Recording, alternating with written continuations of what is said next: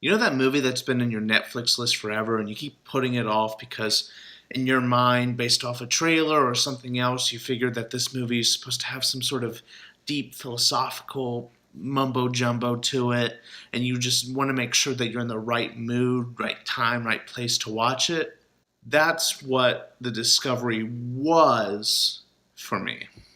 And then I watched it. You're coming into a world where a scientist played by Robert Redford has scientifically, definitively found out that there is proof of an afterlife. This has been an incredible revelation for the world around them.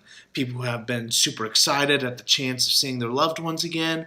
And unfortunately, some of them have even become so excited that there have been over 4 million suicides since the time of the discovery. Right there, you have a great base to build a story on. But that great story never comes. Actually, a really slow, cliche, boring story comes.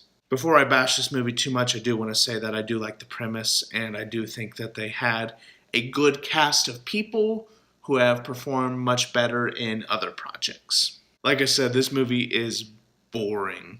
In all honesty, I would bet $10 that if Charlie McDowell wasn't the one who wrote and directed this movie would never be made. As you can tell from the name, Charlie McDowell is the son of legendary actor Malcolm McDowell, and his mother is Mary Steenburgen, who you might know as the mother from Step Brothers, and she even has a role in this. In addition to that, his stepfather is Ted Danson, who you might know from The Good Place.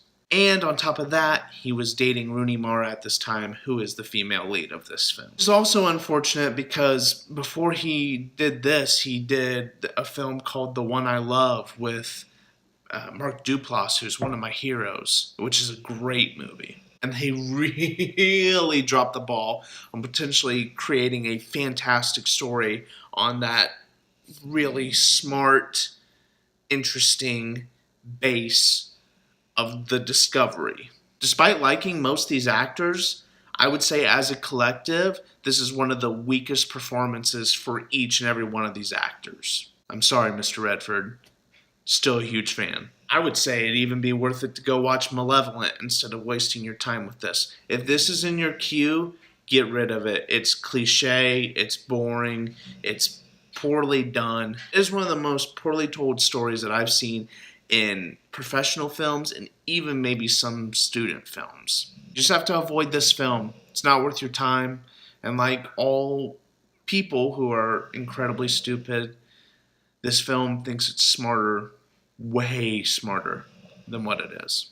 Thank you for sending in requests for things you want me to review. I promise I will get those out as soon as I get these next couple films done. Your support means everything to me. Thank you. Have an awesome day.